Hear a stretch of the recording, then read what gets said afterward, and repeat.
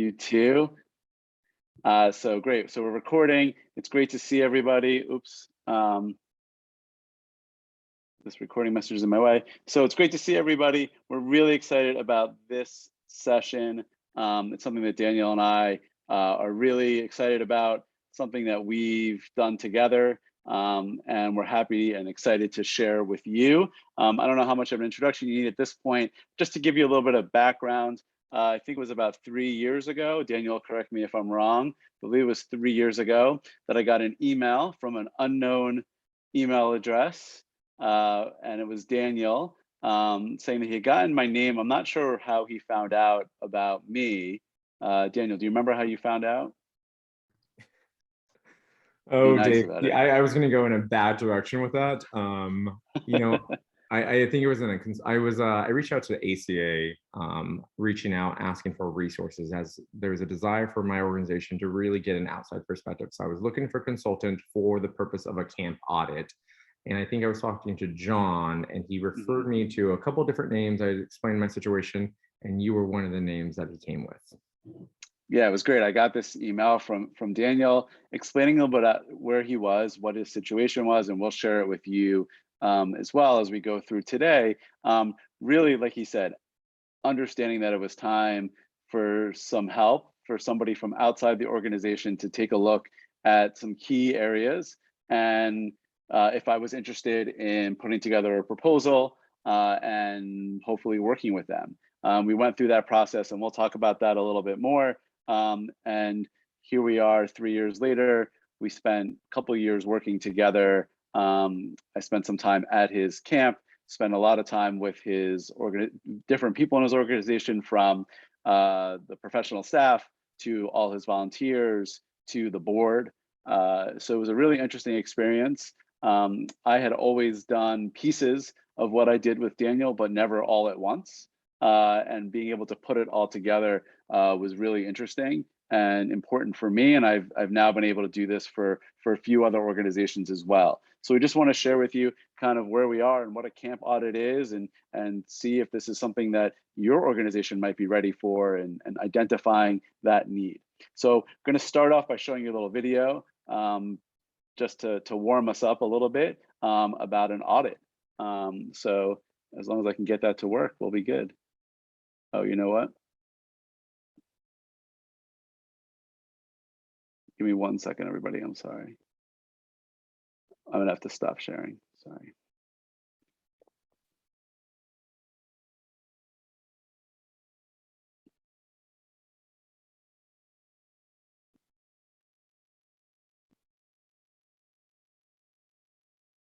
Okay, can everybody see that? Yeah. Looks better. Looks like a Peter Gibbons. Oh, there you are. We were just talking about you. You must be Peter Gibbons. Terrific. I'm Bob Slidell. This is my associate, Bob Porter. Oh, hi, Bob. Bob? Pretty much, go ahead and grab a seat and join us for a minute or two. You see, what we're actually trying to do here is we're trying to get a feel for how people spend their day at work. So, if you would you walk us through a typical day for you? Yeah. Great. Well, I generally come in at least 15 minutes late. I use the side door. That way Lumberg can't see me. And after that, I just sort of space out for about an hour. Space out? Yeah. I just stare at my desk. But it looks like I'm working. I do that for probably another hour after lunch, too. I'd say in a given week, I probably only do about 15 minutes of real, actual work. Peter, would you be a good sport and indulge us and just tell us a little more? Oh, yeah. Let me tell you something about TPS reports. TPS stands The thing is, Bob, it's not that I'm lazy.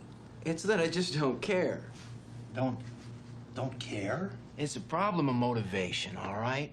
Now, if I work my ass off and Initech ships a few extra units, I don't see another dime. So where's the motivation? And here's something else, Bob. I have 8 different bosses right now. I beg your pardon? 8 bosses. 8? 8, Bob. So that means that when I make a mistake, I have 8 different people coming by to tell me about it. That's my only real motivation, is not to be hassled. That and the fear of losing my job. But you know, Bob, that'll only make someone work just hard enough not to get fired. Would you bear with me for just a second, please? Okay. What if, and believe me, this is so hypothetical, but what if you were offered some kind of a stock option equity sharing program? Would that do anything for you? I don't know, I guess. Listen, I'm gonna go. It's been really nice talking to both of you guys. Absolutely. The pleasure's all on this side of the table, trust me. Good luck with your layoffs, all right? I hope your firings go really well. Okay. Excellent. Great. Wow. All right, so I show that mostly because it's funny and it's one of my favorite movies, but also because I think it's really interesting that this was the audit that their company decided to do. And I can promise you that I don't wear suspenders and a tie when I go into a camp and try and figure out what's going on. But there's a lot of bad practice there. So while it might have been a really good idea to have some outside people come in and figure out what's going on and what's going on with employees and checking on motivation and things like that, the reality is that execution really, really matters. And executing is really important. And you know, when you're bringing somebody outside in, you know, tempering expectations of employees is important, right? The fact that Peter knew that this was about layoffs and wishing them good luck in their layoffs, you know, that's not a good way to start off, right? That's not a good way to set it up where there's this misconception or there's this fear or whatever it might be. It doesn't lead to a good, honest amount of feedback. So when we're doing this type of work, where we're bringing outside people in to really take a deep dive, setting up all those expectations and setting up the format and choosing the right people is really, really important. So a step in that, and really we're going to go through some of these steps and pose some of the questions that we asked. And I'm going to let, the movie was Office Space, classic, great movie. So I'm going to let Daniel take this in a second, but really looking inward, right? And he's going to speak to this a little bit more. And what it really means is being objective and taking a look at your organization and saying, okay, I need help. There's something going on here that we can't manage on our own. And I'll let Daniel kind of tell his story a little bit about what was going on, because I don't want to tell too much out of turn. So I'll let him kind of talk about what led him to even consider putting these feelers out to get somebody from the outside in. Thanks, Dave. At the time, I think as an organization, we were celebrating our 34th anniversary. There are a lot of accomplishments that we have as an organization, as in burn camp. We are the largest burn camp in the world. We take a lot of pride within that. We are one of the oldest burn camps. There's a lot of great notoriety from what we've done. We have over 25 different research publications on burn camps and on what are the effects and the outcomes of it all. So from an outside perspective, and I think even internally, there was a degree of overconfidence in what we were performing. And yet there were some things that were still happening in the camp and in the dynamics that seemed off. At the time, as an organization, I work for my foundation full time, and one of my duties is assigned to overseeing camp on a staff level. I mentioned in another session that we are an organization that is both ran by staff as well as by volunteers. Our volunteers have a lot of power, they have a lot of responsibility, and we do it that way because we don't have the ability to pay for more than the 7 staff that are with us full time for the whole state of California doing the work that we do. So we rely heavily on volunteers. And that power dynamic, as well as some additional things at the time, were causing some kind of friction between the relationship that I had as a staff person and the relationship with our current camp directors, who actually we had co-directors at the time. And there were some dynamics within it that weren't working for the overall betterment of our camp. In addition to that, there were just some things that coming from a camp that was driven and very fire service related, the fire service, and I mentioned this yesterday also, but the fire service, if it's not broken, why fix it mentality meant that we were doing the same things over and over and over. And we really hadn't received training, education, or anything input from an outside source. So we had been doing the same thing over and over and over. And although we felt it was good, and although we had all these notorieties and great things about us, there was still something that I knew was missing. Being a part of the ACA, being a part of another association called the International Association of Burn Camps, I knew that there was a need for something to change within us. And the big thing was this dynamic between myself and our co-directors. But overall, there was more that needed to come from. So I sought out some experts, and I reached out to my boss and said, I want to do something that I'm going to call a camp audit. I want to find someone. So yes, we can find a consultant that is part of the audit, but like, it's more than just finding a consultant. Like, I want someone to review everything that we're doing as a camp, from the highs to the lows, to really tell us what are the real core issues that are happening. And I said, I want this person to really assess from an outside perspective of what we're doing well and what we're doing wrong. So I want the good and the bad of this. So I started, and like I mentioned, reached out to the ACA national office and said, this is my goal. I'm looking for individuals. Who would you recommend? I got a whole list of different people at that time. And I'm not sure, Dave, if you're going to go into the process of your proposal or anything like that. Yeah, I'm going to talk about it a little bit. Yeah. It was really a desire of finding someone who's going to be a good cultural fit for us as an organization, and who are going to address some of the issues that I already knew were there, but then maybe uncover some of the things that I didn't know there. I was grateful that my board supported, that my boss supported the plan, and that we knew that this was going to be a financial commitment for us as an organization, that this was going to be something that was going to be for not only the betterment of that relationship between my co-directors, but also hopefully uncover some additional things and give us some peace of mind to say, we, just like you do a financial audit or you do an audit in terms of an HR perspective, this was going to be an audit of who we were as an organization, and that we found an expert and a consultant who would give us some good advice on where we're going forth as an organization.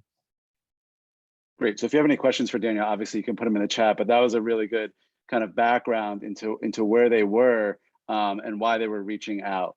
And Daniel kind of hit on this. It's really important to leverage your own network, to find the people that can help you.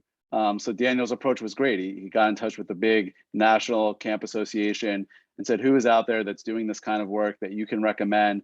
There's about a dozen of us who spend a lot of time on the road at different conferences, who speak at different conferences and do this kind of work. And I was lucky to get the email and get to speak to Daniel and the other people that he works with. And I really think that you have to start, like Daniel did, with some goal in mind. Now, that goal might not be what you end up with, right? But at least some sort of idea of like, this is what I think I'm looking for.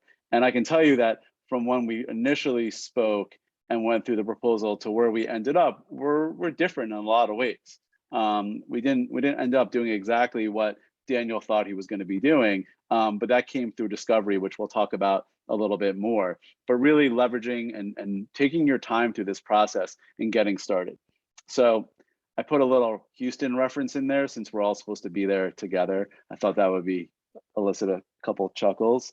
So what I'm going to do is Daniel's going to go to the chat, I believe, right?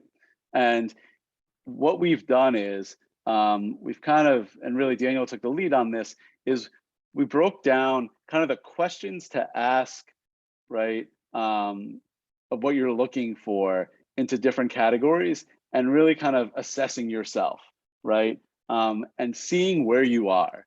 So we're happy to share the full list out. So we have a full kind of checklist that we can share with you, which is really like an assessment tool to see where you're at, if it's time to engage with somebody else to work on this. So again, if you put if you email us or you put your email in the chat, we'll be happy to send it to you. I think we're going to upload it onto the system as well at some point, but we'll get it to you somehow. But I'm going to have Daniel kind of take over the chat, and he's going to put a couple of the questions in just so you get a sense of where to start, what you should be asking, and he'll kind of go through it with you and explain kind of what he's looking for and what he did and what we'll do with camps as we get started. Thanks, Dave. Yeah. So just to give you some background information on this, I really try to break up this evaluation audit form to be very simple, so that it is something that you're not having to do a multiple choice, you're not having to do fill-in answers. What essentially is that I've taken 15 different topics that I think are overarching topics that we may do. So communications, risk and liability, training, recruitment and onboarding, evaluations and outcome measurements, finances and donations, diversity and inclusion, right? So some of the topics that we hear at ACA or some of these other conferences that we may be a part of and networks that we're a part of, created these topics in these overarching themes. And then within each topic, there could be anywhere from 2 to 5 different questions. The questions then are divided up into a scale system, from 1 being highly disagree to 5 being highly agree. So I'm going to drop some questions in here. This question comes from the overarching bracket of communication, right? So what does communication look like? So just for you, on a scale to 1 to 5, 1 being disagree, 1 being agree, how would you rate the communication to staff and leadership? Is it effective? Do you agree with that? Do you think it's agree, 5, disagree, 1, in between, neutral, 3? So go ahead and take a second and go ahead and put that in the chat now, and be honest, right? This is, you can put 5s and all this and saying, oh, we're doing everything right. And also talk about that this evaluation form is not just meant for those who are in charge, but I would inquire and encourage anyone who's going to be doing this evaluation to give it to multiple people of different positions in your organization and at random even, to allow you to see what other people score you as. So if you want, and if you can, go ahead and put your answers in the chat, and then I'll go on to the next question.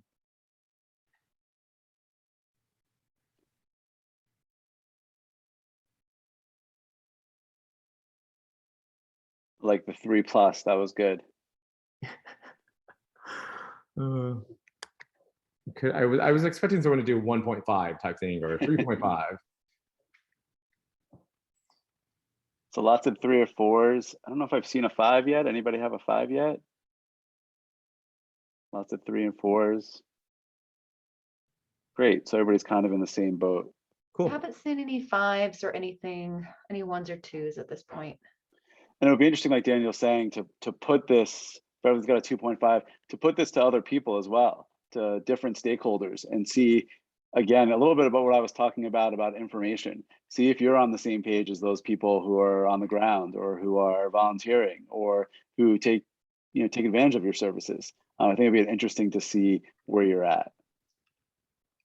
Agreed. And I will say sometimes that you have 2 approaches. This is where the inward approach comes from, is that you really have to take a deep look inside yourself, because I think we all want to say that we're doing the best thing because we're working our hardest.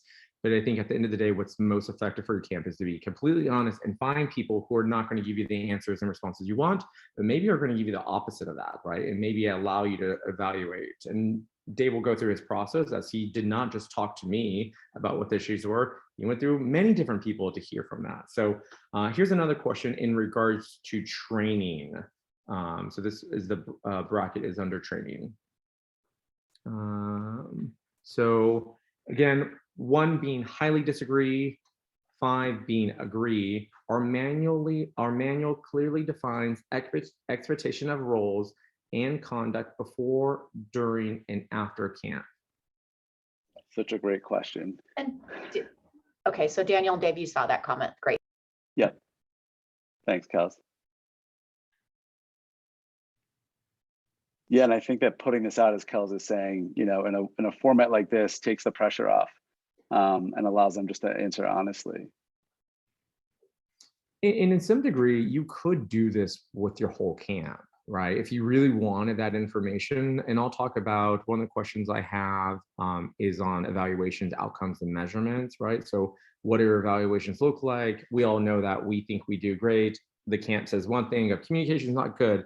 And then next year you go on the other end and they're like, communication is too much communication. So really you can't please everyone, but I think it's interesting to hear some of the negatives as much as it's frustrating to be like, I know who wrote that. I know who put that comment. And this is interesting. I'm really glad to see where you guys are going. Some 2s in here, a little more 2s than what we saw before. Still some 4s and still some 3s. I did see Sandy put in a 5. So Sandy, you got to communicate and do a presentation on what you guys are doing, because that's awesome if that's how you're feeling. I love that. All right, let's go to another question. And Dave, you tell me when you're ready to move on. I know we have a lot to cover within this. But This is great. I'm learning so much about everybody. This bracket comes from evaluation and outcomes and measurements. So for me, I find this question to be interesting because it is going to really talk about something that I think is hard for us to capture. And I'm curious to see what camps are doing it. So this question is, there is an effective measurement for culture of camp, right? Do you have an effective measurement for culture of camp? How are you measuring the camp culture right now? And really, I'm gonna allow you to interpret that as you will, but it could be how people get along. It could be respect. It could be all these things, but there's definitely a culture within your organization. So that culture either is going to be a positive one or a negative one, but do you have a measurement of that? You're saying, in my evaluations, I ask questions that are going to be a little more qualitative, that are going to let me know what people are feeling in the regards to the culture.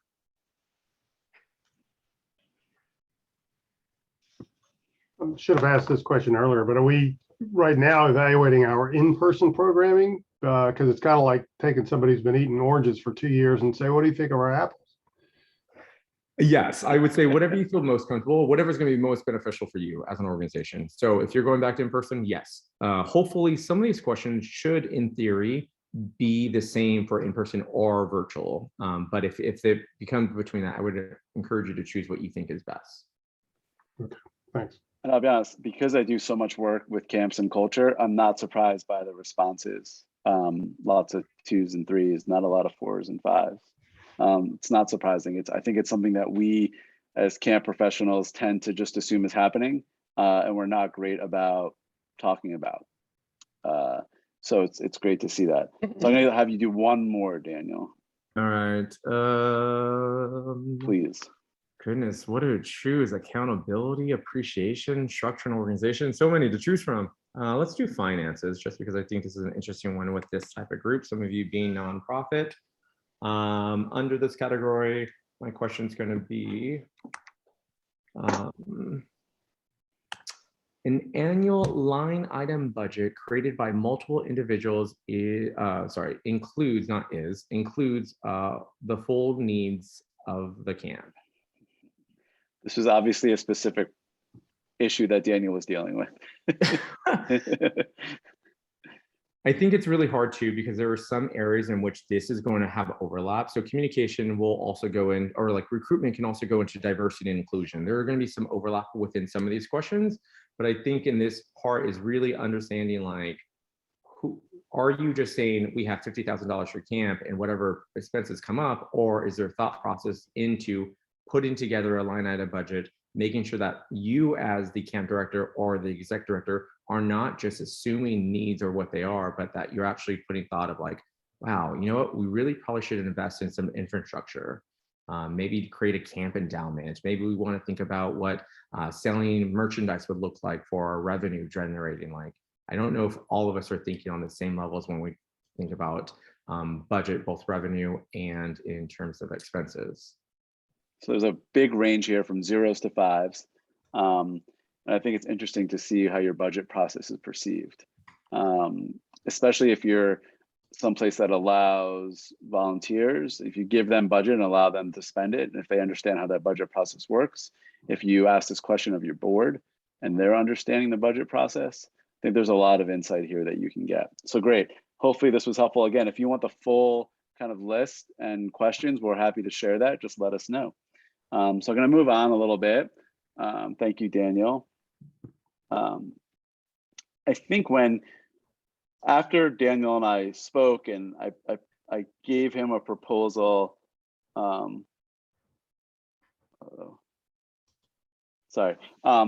gave him a proposal, it really turned into one of the things that I really highlight is that everybody needs to be super transparent, right? Super transparent. And you've got to encourage people to talk to you. And the way that, the way I go about it is I ask the organization, right? I would ask Daniel, who do I need to talk to? Who are the stakeholders? And then I charge him or whoever's in his office to have a conversation with all of those stakeholders first and explain what my role is. And sometimes I'm on the call, sometimes I'm not, it depends on how it goes. But ultimately, you want to be as transparent and allow people to ask as many questions as possible. And you want to encourage them to answer the questions. And also, as the person leading the charge, so as Daniel is leading the charge in this endeavor, he's got to be really honest with me, right? I'm going to ask some real heavy hitting questions and really dig deep. And you can't hold anything back. There's no judgment, right? I don't judge anybody. I don't judge their program. I don't judge how they do their job. That's not part of the process. The process is trying to get to the bottom of what's going on in the best way possible. And that's a big part of the conversation is what, and we set this up before we even move to anything else, is that we have to encourage everybody from the top down to really be open and honest and understand that it's confidential, right? That I would never say, you'll never guess what so-and-so said about you. That's not part of my process, that it's all kept in confidence. And all I would ever do is bring the issue up and say to Daniel, do you even know that this is happening? Do you even know that this conversation is happening? This is what I heard, this is what I'm getting. So again, setting this up, I've walked into situations where camps have not explained who I am, right? I've just shown up in a room and they've said, this is our consultant, Dave, he's gonna talk to you. And people, I mean, just immediately clammed up. Just immediately just said, I'm not talking to this guy. I don't know what's going on. Am I in risk? Am I in danger? Why is he asking these questions? What's going on?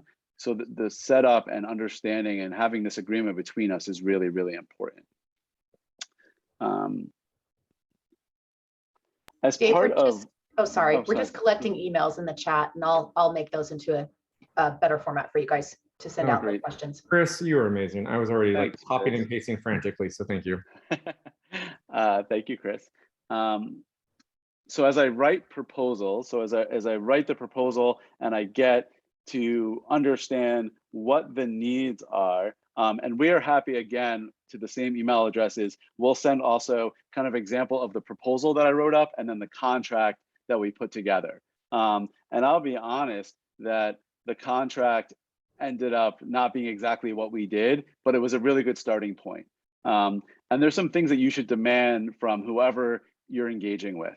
And you want them to really look at these 5 areas, right? And I think the most important one is probably time-based, because you'll encounter people who you engage with who are amazing, but take a lot of time to get this information to you. And if you want to work swiftly, you need to make sure you're setting up parameters right up front. This is our deadline. This is when we need this information, when we need you to report it out, okay? So you want to make sure that this proposal has all of these elements in it. And I've talked about this before, the idea of attainable is really, really important. So something that we worked a lot on was paring down, right? There's this huge list of, you'll get this list of things that we want to evaluate in our organization as when we send that to you, right? It's 3 categories and 15 questions or whatever it might be. That's a lot, right? For one person to figure out exactly what's going on. And you want to make sure that you pare that down with the person that you're working with. So something that I do is I really spend a lot of time with Daniel and his team, right? The professional staff, and then the volunteers, whether that was the camp director or whoever, kind of the lead volunteers were. I did this exercise with them about what their kind of goals were in this process, right? So it's not just coming from me, it's not just coming from Daniel, it's many voices, right? And then I would take all of that information and come back to Daniel and say, okay, here's where you're matching up. here's where it keeps coming up. Here's where I think we should focus, right? Because here's the commonalities and the areas that I'm hearing the same thing over and over again.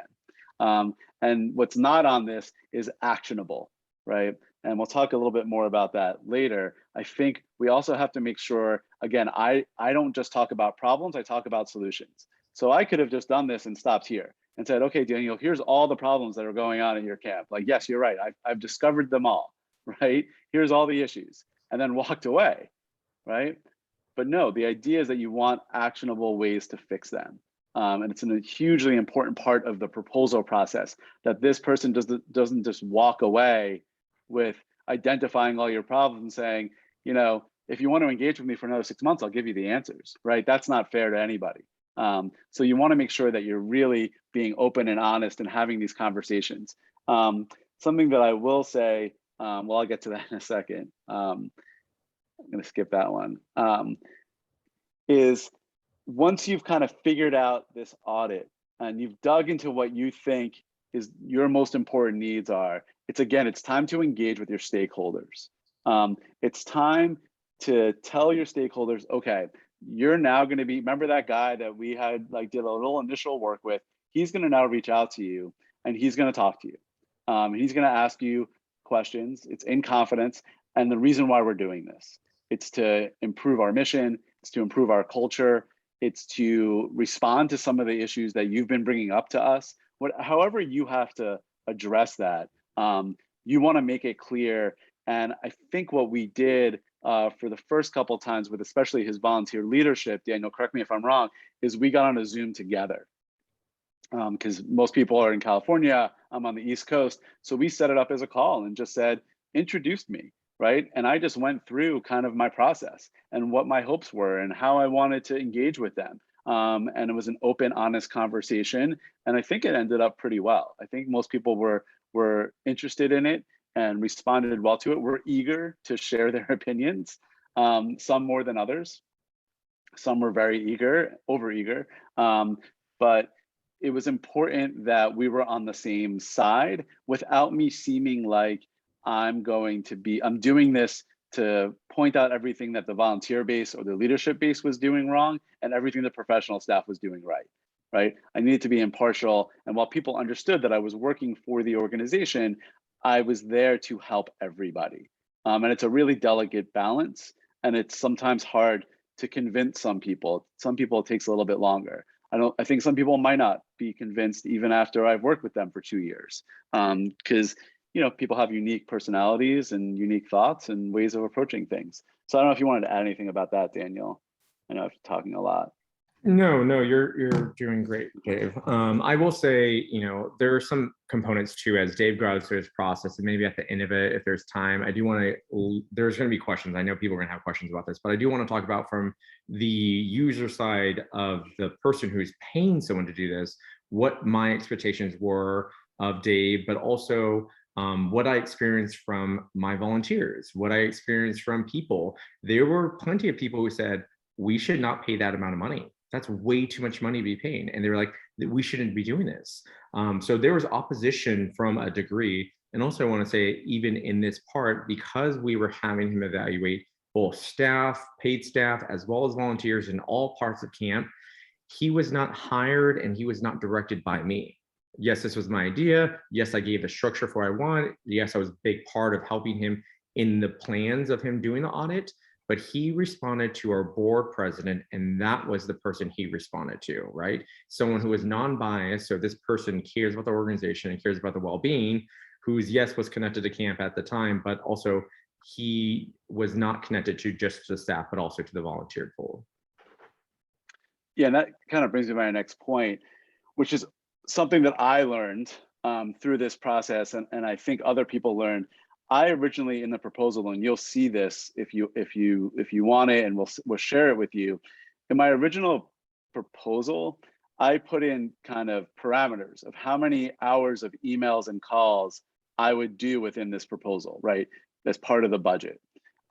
What I quickly found out was I went way over those numbers, and I severely underestimated how much time it would take. and how many calls and how many emails, because there were a lot of people who were engaged in this, right? It was Daniel, it was his executive director, it was the board, it was volunteers. I was having volunteers call me, on their own, right? Wanting to talk and share and do things. So it really became much bigger than I thought it was going to be. And something that I take a lot of pride in, and I think that if you are engaging with somebody, you have to encourage them to get actively involved. So I did not just send out a survey.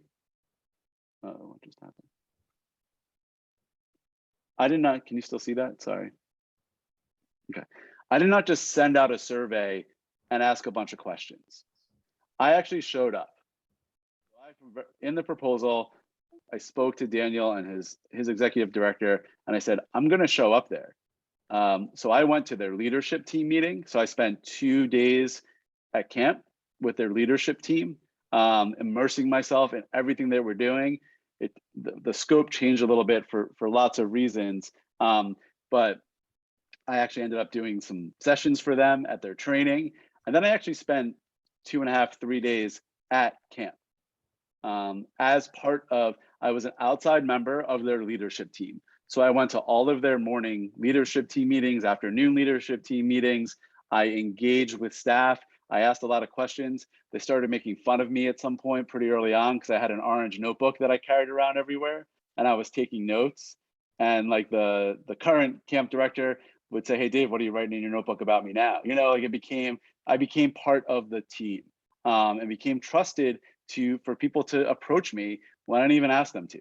And I think if you're engaging with somebody, they have to not be just some passive person that's, standing at the top of the hill, looking down and evaluating and taking notes, and then they go away, right? And they send you a report. I think it's important that this person really gets to know the players and gets to know the people that are there, which I think builds trust. And I got a lot more information than I ever thought I would. And it was interesting. A lot of people actually wanted me to problem solve for them, which I did not do. I just listened.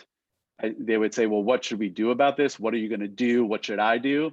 And I remained impartial because that's my role. And I said, that's a really great question. I'm going to, bring this back as a concern and we'll find some solutions down the road.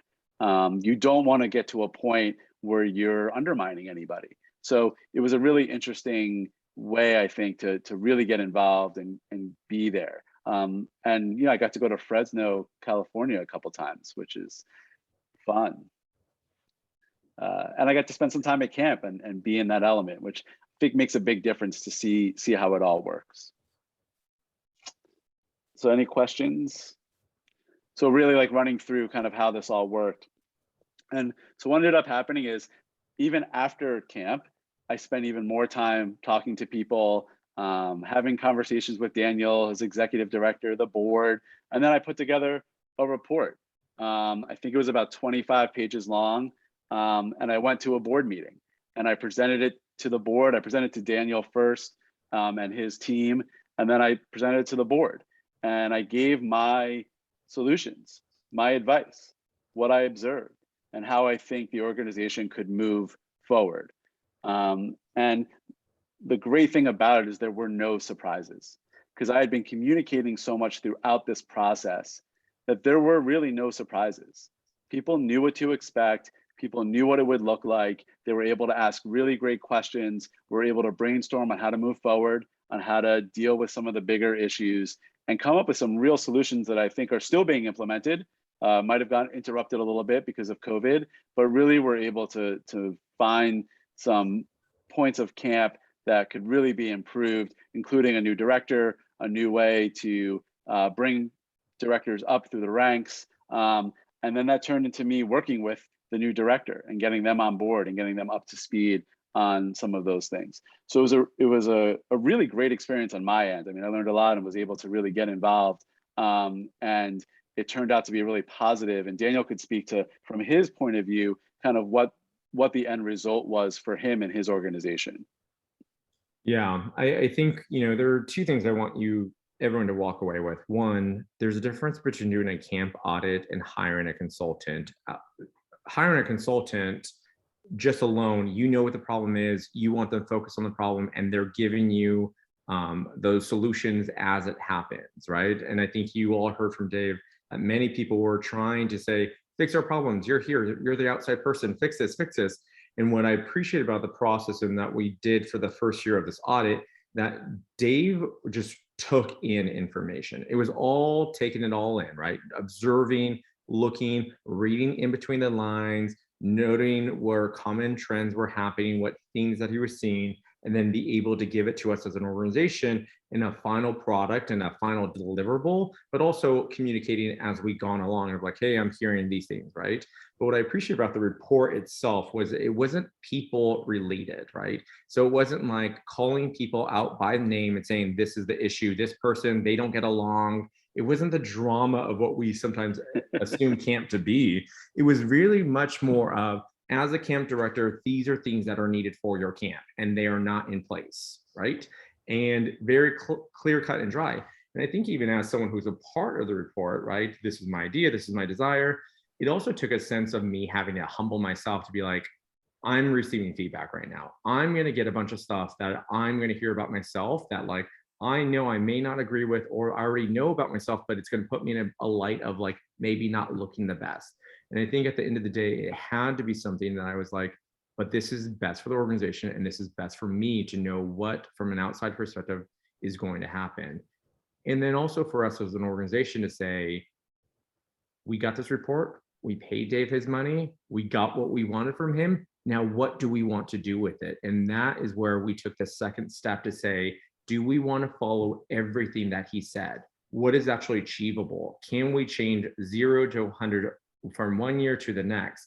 And the answer was going to be no. We weren't going to take all of Dave's suggestions. Most of them we did. We adopted most of them and said, these are areas of concern. We do want to focus on them. And then we prioritized them. So when Dave came back on, he didn't come back as a camp audit. He came back now as a consultant with some specific things that we wanted him to address for an additional year in working with us. And it wasn't meant that Dave was trying to find areas that were problems so that he could have additional work the second year. In fact, he even said, like, I think these are things that you guys can fix, and these are things that you may need another person. He didn't pitch himself, but it was so effective in our relationship. And I think this is a good time for me just to talk about in selecting a consultant. I mentioned I reached out to a lot of people, but some of the reasons why we select Dave in particular, and I never say nice things, so if you can stop the recording, I would appreciate it, because I don't want to be on record for this, but I will say in terms of Dave, it came down to some core things, and hopefully this is helpful for you if you decide you are interested in an audit. It is obviously budget. What is the person going to pay or going to charge you, and what are you willing to pay? I will continue to say it is an investment. So although you may be sticker shocked by some people and their proposals, you pay for what you get, and we knew it was an investment. So budget did come into play, and there were people, Dave was not the cheapest, but he was not the most expensive. But like, that's not the reason, the ultimate reason why we chose him. It came down to two things. What was the scope and responsibility and proposal that he was offering? It mattered to us that someone was going to be in person and able to see in real time what was happening. He had a multi-tiered system of phone calls, interviews, video calls, in-person surveys, that I'm like, that's a good sum of everything. And that it was important for us also that the person we chose were a good cultural fit. At the end of the day, it was between Dave and one other person. And one of the people who put in a proposal was actually someone who we knew already, who knew our camp, who had a connection to our camp, who actually worked with our camp before, but was doing consulting for other camps at a time. And we decided not on that person because we felt they were too close to who we were as an organization. But the two people that we were choosing between Dave and someone else, it came down to Dave culturally fit within our organization. And we knew that people would respond to him more than the other person. And that really mattered to us because we wanted people to be able to be completely honest. And we didn't think that the other person had the ability to work with our volunteers who were predominantly firefighters and had predominantly been there for a long time. So we needed someone who was going to stick to their own and kind of shoot back the jokes, because we're very joking, sarcastic camp, that he would be able to hear through that and not be scared off. And it really made a difference for us. So, you know, as an organization, I would say we didn't get necessarily what we thought we were going to get. Things changed along the way of like, oh, actually, let's take a diver look into getting more information about this. And then even our role the second year, his role and focus also changed, because what you may assume you may want, the scope and practice there are some items that you need to hold on to, say, no, I want you to do this. I'm paying you. You need to focus on this. And then the other areas that you got to be a little flexible to say, no, actually, like, let's look more into that, because that's not something I've heard before. Yeah, I mean, and you know, culturally, that's probably the most important part. And you know, I'm not for every camp, and not every consultant's for every camp, and you really have to pay attention to what people are saying and how they represent themselves. Ask for references, ask to speak to other people who've worked with whoever you're engaging with. It's really, really important, because you know, within the first day of being there for that leadership training, they were already hazing me. You know, I'd never been a firefighter, but I felt like I was going through some of that boot camp. But it was all done as a way of getting involved and participating, so I would earn the trust, and they would know that I ultimately am a camp guy. That's ultimately what I am. I'm somebody who believes strongly in camp, believes strongly in the power of camp, and want to make sure that this camp, like any other, is really positive and working the way that it should. I was also able to understand that because so many people were firefighters or coming from police background, that risk management was a big deal, and I have that language. It's a lot of the work that I do for the insurance company, obviously, is risk management, and being able to use some of that language, I think, endeared me to some people who are like, okay, he's not just like a fun camp guy, he also understands, right, the safety parameters and medical piece of it and all of these things. So again, these factors all come into play if you're thinking about this. So as always, here are my 7 things you need to do to get started. Number 1 is acknowledge that you need help and go through that process. Find somebody you trust and feel comfortable with and engage with them. That's the second step. Getting your buy-in from stakeholders, having really good conversations that are honest and open. This is why we're doing it. Yeah, I know that, you know, I knew from the start that people were upset about how much money it was costing. People told me that. Volunteers, who are also some of the biggest donors for their camp, who volunteer, they outright said to me, I don't know why. I showed up, and the first day I got there, pulled me aside and said, I don't know why we're paying you all this money. And by the time I left, they were like, okay, we get it now, right? It took some work, it took patience, but you have to get buy-in from everybody. Remember to set those initial goals, and as Daniel just said, they might change, the goalposts might move, but you have to have some framework to start with. Dave, like I want said to make earlier, sure, sorry, I want to make sure that you No. see that there's a question for you in the chat from Bev. Just when you get to that point. Okay, I'll get there, yeah. Just a couple more and I'll get there. Over communicate, I said that earlier.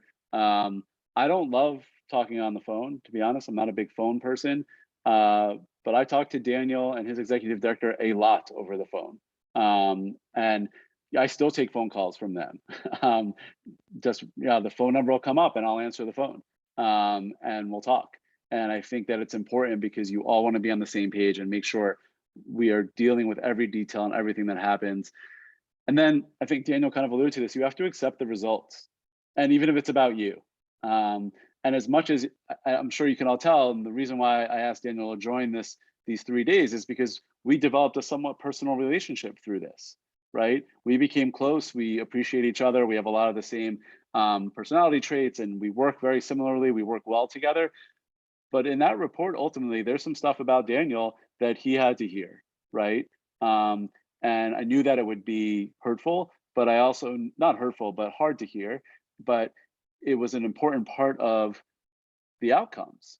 And it's important to be able to accept those results, and even if it's about you or about something that you feel really strongly about. Whether, you know, some of the things in my report were also about like traditions or the way things have always been done there, which was hurtful for some people who had been there for all 34 years of camp, or 35 years, and they didn't want to let go of those. But, you know, I was pretty brutally honest about it. And as an organization, you have to be willing to accept that. And then from whoever you're engaging with, you have to demand actionable solutions. That to me is probably the biggest key, is there has to be some solution at the end of this. It can't just be, all right, yeah, you have some problems, you'll be okay, right? And like Daniel said, you don't have to do all of them. You don't have to do any of them. That's up to you. But you have to demand that at least whoever's doing this for you and whoever's writing up this report and giving you the results is providing you with a way forward. And you can then take what you want, choose what you don't want, choose what you do want to do, change it, do whatever you want with it. But you've got to take it. So hopefully that was insightful and helpful. I know we already have one question from Bev. Have you declined to go through with an audit with a camp that chose you? Well, a good consultant would tell you they never turn down business, but I have turned down opportunities, and I've never turned down an opportunity without giving them an alternative and saying, you know, I'm a pretty honest person. I'll say this is not the right opportunity for me, but I'd like to give you the name of a couple other people that I think you should talk to. Because I don't want to get myself in a situation where I can't handle it, and where I can't, you know, I can't come through. And if even now, if Daniel came back and they asked me to do something that I wasn't capable of, even though I know them so well, I would say that's really probably not for me. So yeah, I've never turned down and just said I won't respond, but I've given them other names for sure. Any other questions, comments, thoughts? I think we have a couple more minutes, right, Chris? Maybe a few more minutes, yeah. 8 minutes. Anything I missed, Daniel? Just to your last point about from the report also taking what you want from it, I would say when you all receive the document for the camp audit evaluation, is that you also look at the questions and see, you know, whether they fit into your organization and your camp or not. And you can take out questions from it. But the idea is for you to see if you're scoring in a situation where you're less than a 3, right? And you're getting scores, is to evaluate, tabulate these areas and say, maybe we're not in a place where we need a camp audit, but maybe we're in a place that at least within these brackets that we need a consultant to address this category. And that could be communication or it could be other areas. So I want to say there's flexibility in that, but also like keep in mind, I think so much of the time there's a degree that we don't want to admit, or there's blinders on us on some of these areas. You know, it's really hard. It was hard for me to go through this process as much as it was my idea to do this, because in so many other ways, I get asked to speak at so many conferences and go and talk to so many other camps, other burn camps throughout the world about what I do. And then I was having issues at my own camp. And that was a hard thing to admit, right? To be like, I'm a working professional. This is what I do for a living, is train and educate other people on camps. And yet my own camp, I'm not able to be as effective. And I think it takes being an outsider. I think it takes looking inward. There's a question from Beverly. Daniel, can provide an example of the change you may base? Yeah, so there are a lot of changes, obviously. One of the biggest changes was that the relationship between our volunteer directors at the time and myself needed to change. And unfortunately, it wasn't a matter of there was a personality conflict, but more that the camp director at the time didn't have the skill set and the ability to continue to do her role as the camp director. So, and it was a really hard situation for us as an organization to be able to have to encourage someone to step down, but ultimately was one of the better decisions that we made. There are tons of other smaller suggestions, you know, that we had to look at. I will be honest in saying, and this is just full transparency in our process of like, I think Dave wrote in his report, there's a very flirty nature of your camp. And I mentioned this yesterday of like, I work with firefighters. Sometimes that brought a lot of female counselors that wanted to come and hook up with the firefighter or like flirt with firefighters. So we had to address culturally of like, how do we feel about this? Or how do we feel about being known as a flirty camp? Like, is that okay? Like, how does that make us feel? So I think there were some things that were clear, cut and dry of like, all right, this is the decision we need to make. And then there are some things that just allowed us to sit back to say, I need to evaluate this a little more, and we need to see how this plays out. And if this is something we feel comfortable with or we don't. I also did a lot of work on policy, on handbook, on rules and regulations. And there were a lot of changes in there that Daniel and I spent a lot of time debating. It was like being back in school. You know, we would go back and forth, and you know, the Google Doc edit button a lot. What needed to stay, what needed to go, what needed to change. They rent, well, not really rent, but they use a facility that's been around for a long time, like an operating camp that's been around for a long time. And a lot of the policies and procedures on a daily basis about supervision and things along those lines were based on this camp's philosophies that were outdated and no longer acceptable, in my view, from a risk management perspective, from a supervision perspective, the way the cabins were monitored at night, and you know, things like that. So you know, there were a lot of internal pieces that, again, they'd been at the same facility for 34, 35 summers. They only knew from that perspective, you know, a lot of the people there had only known this is the way we do it because this is what this camp tells us to do. And it took somebody like me to say, you know, this camp, I'm not going to tell them, right? Because I don't have a relationship with them. But if I were you, this is something that I would do differently. And then they started communicating some of that back to the camp they were renting from, and they ended up changing some of their policies. So that was another big piece of it, is looking at a lot of those smaller pieces also. What I would say I also appreciate about the report, there were a lot of positives of things that we were doing well too. And I think our board needed to hear that, because I think when you get a lot of like recommendations, you kind of shut down as, oh man, we're doing a lot of things wrong, right? But there were a lot of things that Dave said of like, I go to a lot of camps. I've never seen that. I love that idea. I'm gonna use that in my wife's camp. I'm gonna do this. And I think our volunteers, our organization, our board hearing those comments, in addition to, hey, these are recommendations, also allowed them to feel like, okay, we still have some pride. We still do good things. We still have some goodness to us. So it was a nice blend of both positives as well as, hey, these are some urgent concerns. And these are like suggestions that you may want to look at. Right. And there were also some things that you should continue to do, but adjust a little bit, right? So really that summer, there was a new kind of mental health space that they had built out that some people were really hesitant about and didn't want to do and thought it was a waste of space and resources. And I was very adamant that they should continue and expand it. And as far as I know, it continues to exist, and it's a bigger part of camp now.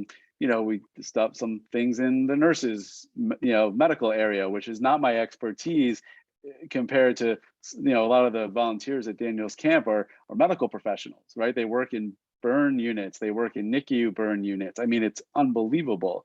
But from an outside perspective, there were some things that I think needed to be changed and rethought that were important. Even some things like about arts and crafts, right? Which you don't look that closely at, but you know, just things that you might not see every day, or you might not want to see, that I think were really impactful and not huge. I mean, language, right? There were some language things, and there were of course personnel beyond the director. There were some other personnel that, you know, I felt the responsibility to let them know that I didn't think that person was on the same page. And it was up to them to figure out the recourse, right? I didn't say you have to fire this person or not ask them back, but here's where I think you need to have a conversation and make sure that everybody feels the same way, which was, I think, important for them. So I think we're just about against it. Yes, I got caught up, and we have 1 minute left. Well, I hope this was helpful and insightful for people. Daniel, Sam, and I will see you at 4 o'clock my time. So I think that's 1 o'clock Daniel's time. And just to do like a ask us anything, bring some questions to the table, and then we'll have one last debrief at 5 for COCAcademy. It was really fun. I appreciate being able to share with all of you and being able to do this with Daniel and bring to light kind of what we work so hard on and what we believe is a really good methodology, a really good way to help camp. So thanks, everybody. Thanks, Daniel. Thanks, Chris. And I don't know if Lauren's still here, but thanks, Lauren.